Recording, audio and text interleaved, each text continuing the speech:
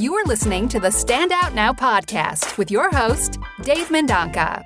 Check out each episode as top experts share their proven marketing, publicity, and sales tips to help you cut through the advertising noise so you can reach your ideal clients, get noticed, and connect with powerful influencers. The Stand Out Now podcast is brought to you by podcastinterviewexperts.com, helping entrepreneurs attract clients through business podcast guest appearances. Hey, how's it going? Thank you for listening. Our guest today is iconic. She's a voice actor and speaker who has worked with brands such as McDonald's and Coca-Cola, but she is best known for being the original voice of Siri on iPhones across the globe. Susan Bennett, welcome to the show. Thank you. Awesome. Now, Susan, I begin with this question for all of my guests, and I'm curious to get your answer. Here it is. When you were a kid, what marketing or promotional strategies, knowingly or unknowingly, did you use to get what you wanted? Well, I have 4 planets in Leo, so I think I did a lot of bossing around. Whoa. No, I really don't know the answer to that question because I really tried in my life not to really manipulate people. I've tried to get things on merit. So I think I probably figured out what I needed to do and did the best job I could to further whatever interests I might have. Got it. Not a problem. So growing up, using that in mind, how did you go about achieving the success you've achieved early on, just in your voiceover career? Well, I worked at it and I got a good agent. I think being careful about who you associate with and finding the good people to help you along in your path is always important. But I think I just always tried to do a good job for people. And, word of mouth goes a long way. Definitely. What jobs, I'm curious, as a teenager did you have? Well, I worked in the library. Interesting. I was kind of a weird kid. Always loved reading. And I worked in the library. Let's see, what else did I do? I did some babysitting. And that was pretty much it. Ah, okay. Not too bad. All right. So when did you get the bug for voice acting? Well, I didn't really get it until after I kind of fell into it. Another thing that I think is not given enough importance in life is luck. I've been very fortunate. I used to sing a lot of jingles for commercials back in the day when you could actually have a career doing that, back in the 70s and 80s. And one day I had sung with a group of people and the voice actor didn't show up to read the copy for the spot. So the owner of the studio said, "Susan, you don't have an accent. Come over here and read this copy." And so I did, and I did it pretty easily. So I thought, wow, being a freelancer, I thought, ooh, here's another source of income, hopefully. So I got a voice coach and then a talent agent, and I've been doing that for many decades now. Wow. So you've always been very comfortable with performing? I wouldn't say comfortable. I guess performing in that way, voiceover is perfect for an introvert like myself because I can usually just sit in my little booth. Of course, it wasn't that way always, but I've always enjoyed working with other people who are creative and who, kind of have the same mindset that I do. And so I always enjoyed going into the studio and working with other voice actors and producers and that sort of thing. But when I was much younger, I played the piano and I play by ear. And so Wow. I would do little talent shows and performances when I was a kid. So I guess part of me was the performer, and then the other half, would run back home and read a book. Right, exactly. So when you were in the library, did you have any idea you would have the life that you have today? No. Who knows those things unless you're just, born into a family and you're expected to do what they've all done. So no, as I got older and was contemplating what I was going to do in life, I really didn't think that you could make a living doing music. And so I hadn't really given that much thought, but I got married very young, and that was actually a fortunate thing for me. It gave me time to figure out exactly what I wanted to do. And I discovered that I could make a living singing and playing music and singing jingles and then ultimately doing voiceover work. So was it like a eureka moment when you saw the cash coming in, wait a second, this could be like a job? Well, I don't know if I had a eureka moment. Probably the eureka moment was when, I was asked to do a voiceover and I was able to do it Right. just, naturally. So that was probably the biggest eureka moment. Got it. Okay. Now, what did your family think about you doing voiceover work? Well, I don't think they even knew what it was. I had fairly old parents, especially for that generation. And I think that they just were happy that I had a job that I enjoyed, and I don't think they really thought much more about it. And especially during those years, voiceover wasn't a thing. Voiceover's become a big thing now thanks to technology. And also thanks to technology, there are millions of people doing voiceover, so the competition is pretty tough. But in those days, nobody really knew what voiceover was. It wasn't something that you aspired to because nobody really knew what it was. Got it. So back then, was auditioning, was it more male dominated, like when you went out for jobs? Oh, it's always more male dominated. It still is. Really? Okay. But the audition process was very different. And actually, it was to the advantage of the actor, I think, in the past, because there was more of a structure. You would go to the agent's office and the client would have preceded you there and said, well, I'm looking for such and such. And then your agent would get together 10, 15 people to audition. And you had a really good chance of winning the audition in that case. Especially, I was exclusive with my agent. And so they went the extra mile and pushed me even more. Right. Say, well, you ought to hire her. She takes direction really well. She always shows up. Right. And now the voiceover business has changed so dramatically. It's just doesn't even seem like the same business. Everything's done via the internet and via email, and a lot of it's non-union, and so it doesn't pay nearly as well as it used to. And so it's gone through a huge, huge change. So what are the things you miss from back when you were starting out? Well, I miss the interaction with other actors because now we're all just stuck at home in our own little booth, Right. And I just think actually the product was better in the past because you had input in the studio. You had all these people interacting, and sometimes you would have improvised things that would happen that would be better than what was in the script. So That's kind of gone by the wayside. Right. So would you say you're pretty good with improv? Like, who were some of the people back then that you would collaborate with, at these auditions and projects that you felt were really good with improv? Oh, well, I mean, you won't know any of them. They're people that I worked with here in Atlanta and people that were also actors. Most of them were typically actors as well as voice actors because voiceover people usually come from either acting, music, or DJing. And they're typically the three jobs that voiceover comes from. Right. So did you ever want to do like in front of the camera acting at any point? Oh, yes, I did that. Oh, you did? I did a lot of that. Yeah, okay. I did a lot of that. I was always very adept with teleprompters and things and ear prompters. And so also because I'm in the South and I'm a brunette, and so I didn't usually get the young mommy part, so I would always get the office person. Oh. And so I would always be the one in charge of doing these rather technical scripts. But I did a lot of on-camera work. Right. Do you miss it? No, I really don't. Okay. It's a lot harder than just using your voice. You have to actually try to look good and get made up and have the right clothing and all that stuff. No, I really don't miss it. It wasn't ever my favorite thing. I was always voice-oriented.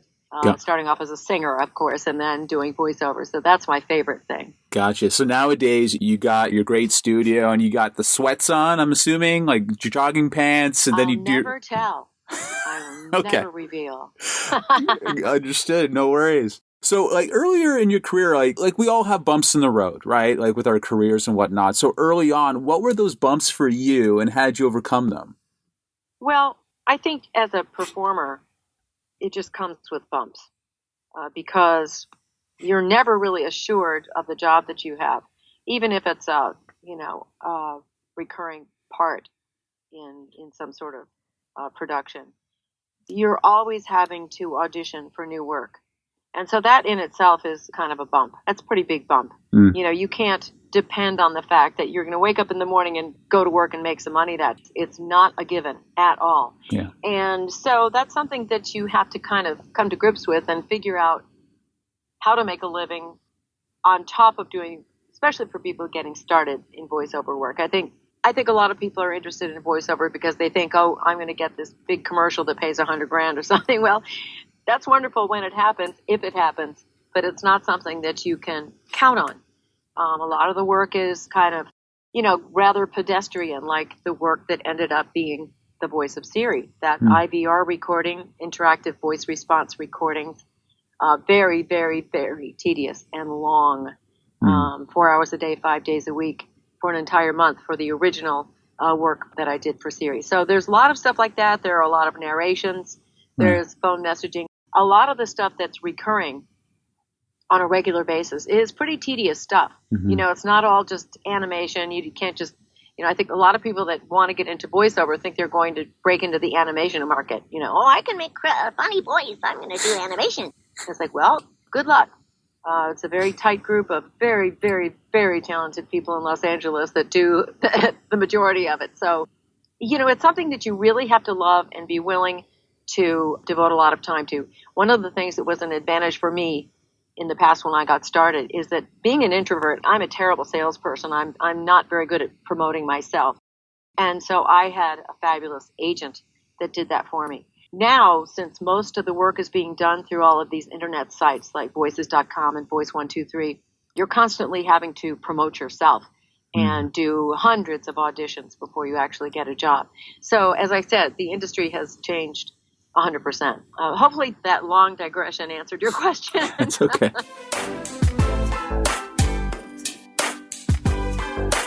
So, okay, Susan, you've painted this picture for me. Okay, so if you want to be a voice actor, there's a lot of competition. You may not, get the job that you want. You painted a bleak picture. Why do you still do it? Why do you do it?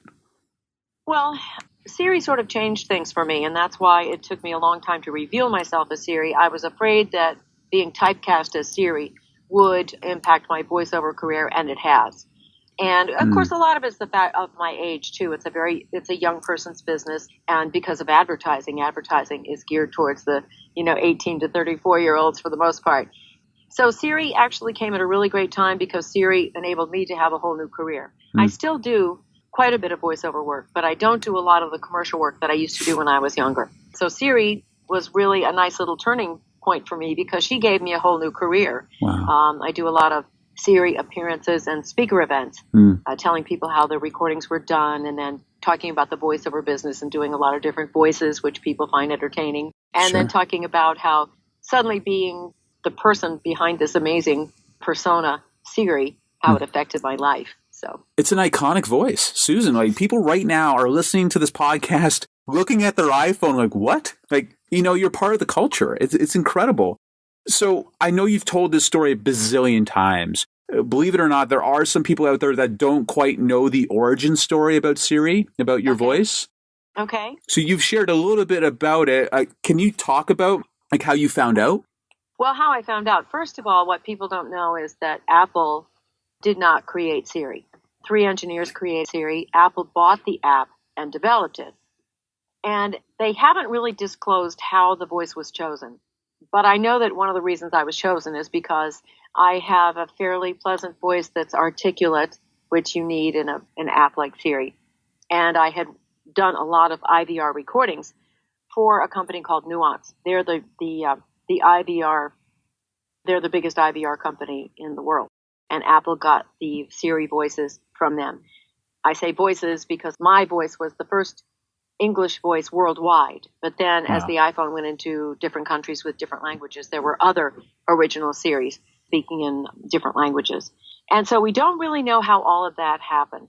But the recordings that I did that ultimately became Siri also became other things. So you'll hear my voice sometimes on GPS systems and that sort of thing.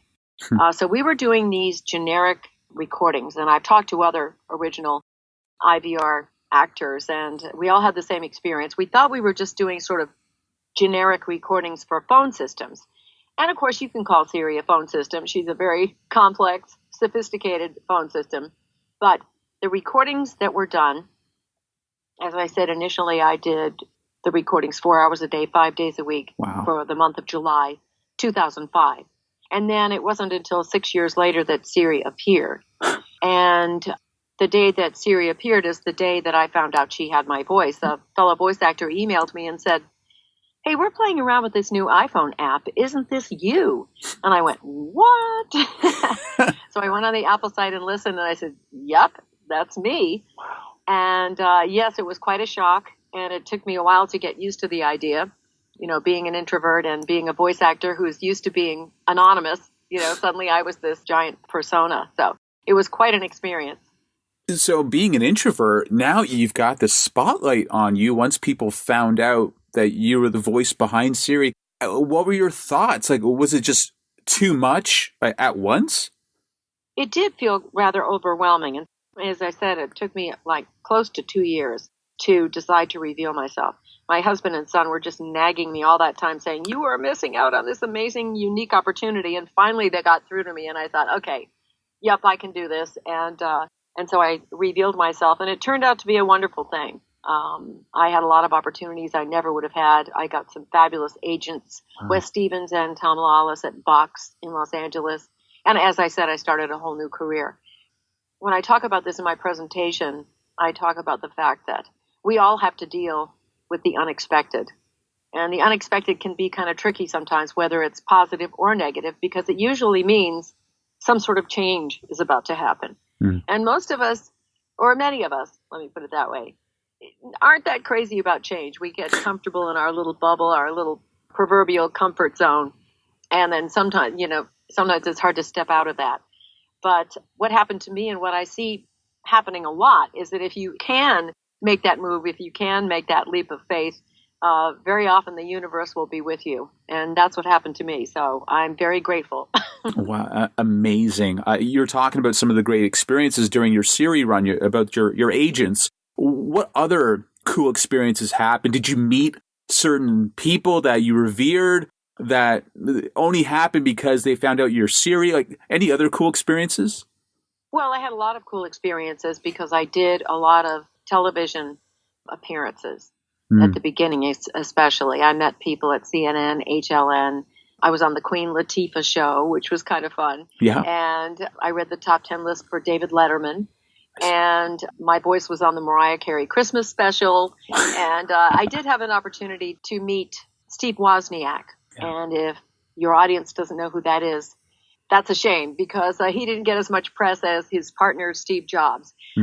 Steve Jobs had the idea. Steve Wozniak brought it to fruition. He actually built the original Apple computers. And he was actually the only person from Apple so far who has acknowledged me as being Siri. I will have to say now, if you talk to Siri on the iPhone and you ask her who Susan Bennett is, she will say that she's a voice actor, North American voice actor, and the original voice of Siri up to operating system 11. Wow. So finally Siri acknowledges me. Wow. But I don't understand. Why didn't Apple give you your credit? Well, I think a lot of it had to do with the fact that they wanted people to imagine their own Siri. I think that there was an episode on Big Bang Theory where one of the characters falls in love with Siri and she ends up being this really zoftig redhead. And so I think Apple wanted everybody to be able to imagine the woman that they were talking to. And so if they had acknowledged me, it was sort of like, we don't want people picturing her face all the time. We want them to have their own imagination at work. So I think that's the reason. Got it. That's pretty crazy how you're being associated with these big time TV shows and pop culture moments. Not bad for an introvert. I'm sure you never would have guessed. No, absolutely. Yes, that is definitely true. I never would have guessed. Oh my God. Okay, you were talking about Steve Wozniak. So Steve Jobs, you've never met? No, I did not meet Steve Jobs. And in fact, he left the planet one day after Siri was introduced.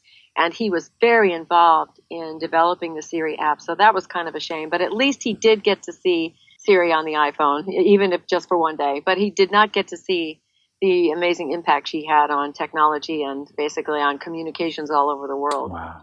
Incredible. So Siri, your stint as Siri, when did that end? And how did Apple approach it? How did that play out? Well, see, Apple they don't really talk much about what they do.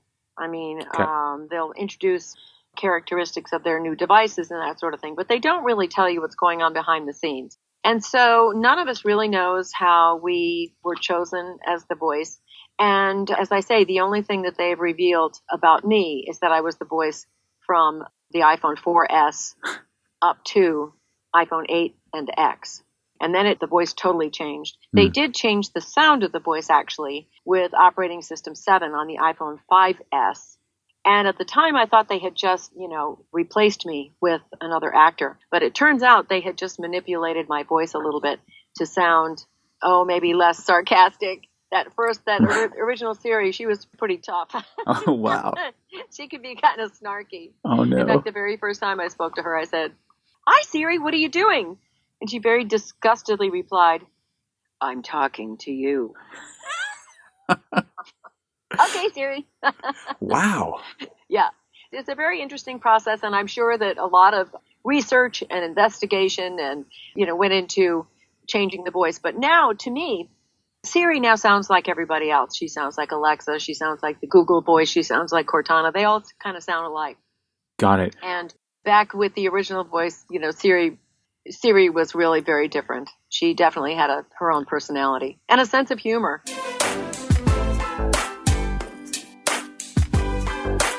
Right. So when you were laying down that voice track for the original Siri, before obviously you knew it was Siri, were you given direction like, Susan, give me a strict school teacher? Susan? No, nothing like that. No, this is IVR recording. And so we had sentences that were created just for sound and not at all for content or meaning. So these phrases made absolutely no sense, but you can tell from the sound of it that they were trying to get different vowels and consonants and diphthongs together so that they could pull it out later and reform them into new phrases and sentences. This is how Siri's answers were created. It's called concatenation.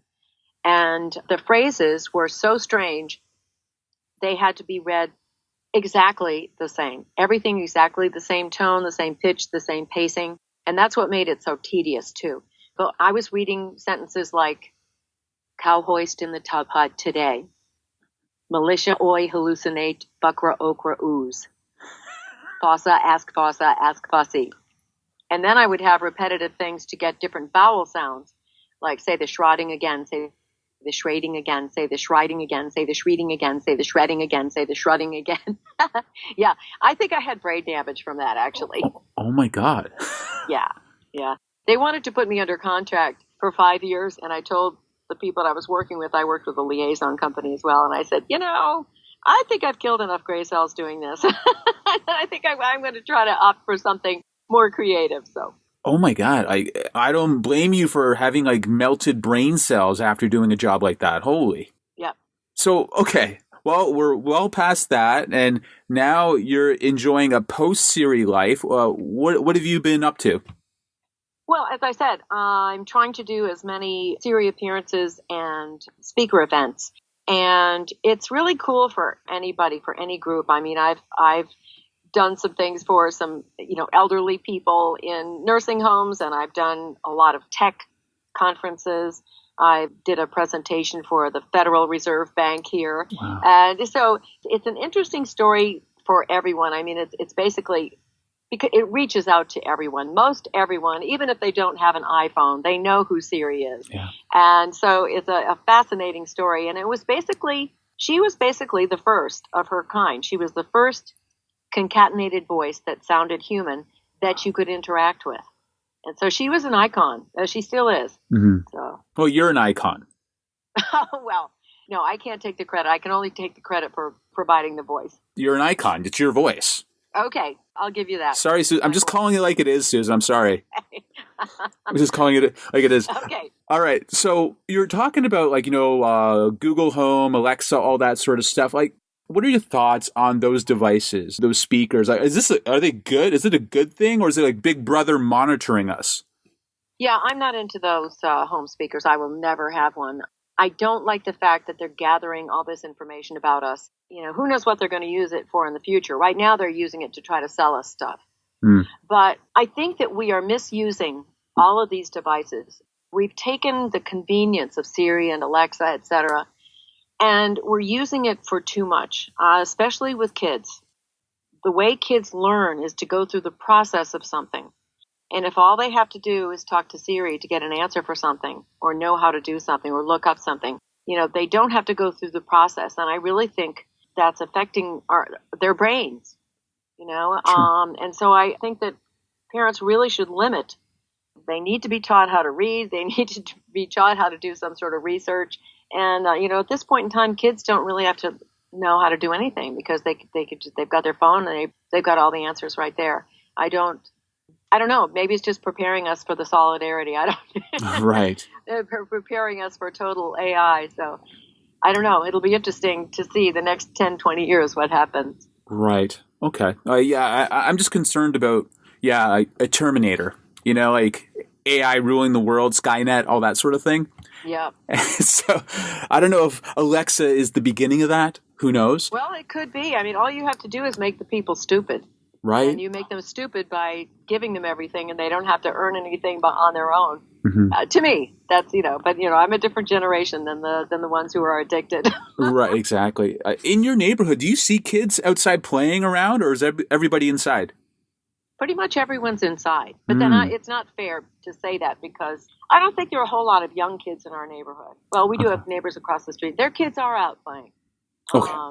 But there are a lot of people whose kids are grown like me. So I don't really see too many. But the ones that I know are out playing. So that's a good sign. Oh, that's huge. Thank goodness. I also wanted to get your take. We were talking about animated movies earlier, and you're talking about voice actors who want to get into them and all that sort of thing. So obviously there's the Pixars, the DreamWorks of the world.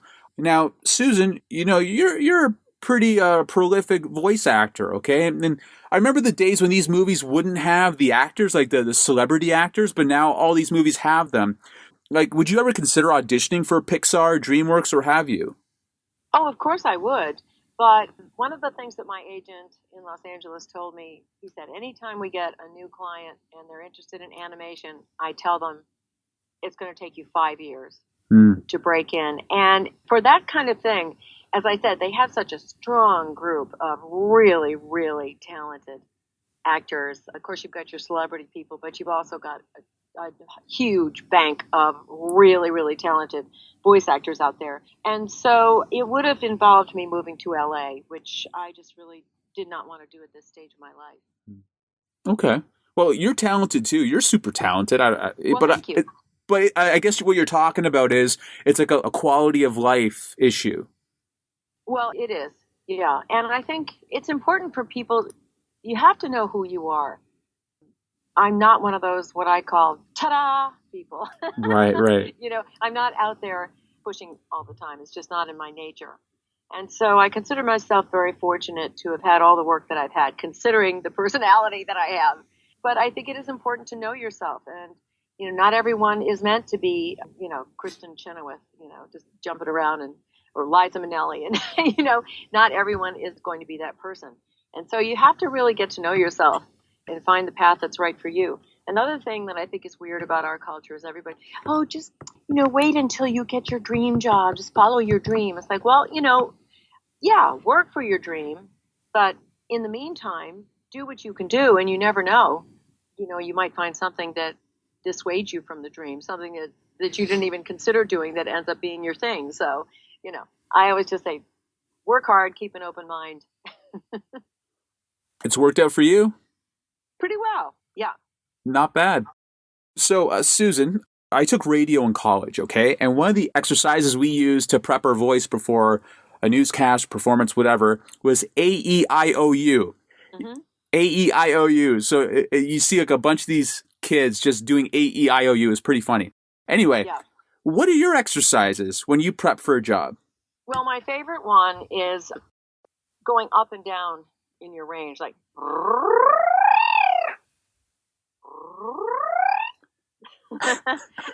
First of all, it's fun. And secondly, it just kind of opens up the vocal cords.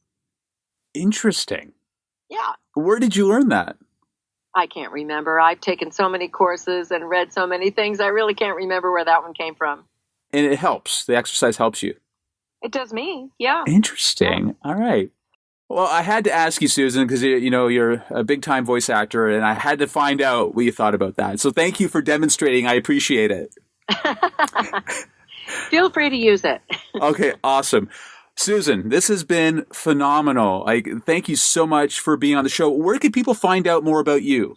Well, the best place is probably my website, which is susancbennett.com. And Bennett is Bennett. And if you're interested in breaking into voiceover, you can find my email address on my website. If you want to email me, I'll send you a doc that I put together to help people get started. But please don't do it if you're not super serious, because it's going to take some work. Yeah. You can also reach me on Twitter and Instagram at Seriously Susan, and that's Seriously, SIRIOUSLY, Seriously. And my Facebook page is Susan Bennett - Voice of Siri. Awesome. Susan, thank you. Thank you. Awesome. Everybody, please check out Susan's stuff. And thank you so much for listening to this episode. Have a great week. Thank you for listening to the Stand Out Now podcast. Don't forget to subscribe to the show on iTunes and rate and review it as well. You can find out more about our program at thestandoutnowpodcast.com. Thanks again, and enjoy your week.